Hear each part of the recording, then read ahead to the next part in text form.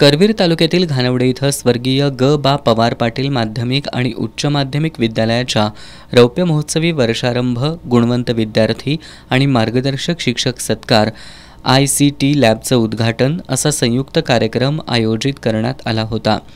यावेळी माजी आमदार संपतराव पवार पाटील यांच्यासह मान्यवरांच्या हस्ते गुणवंत विद्यार्थी आणि मार्गदर्शक शिक्षकांचा सत्कार करण्यात आला।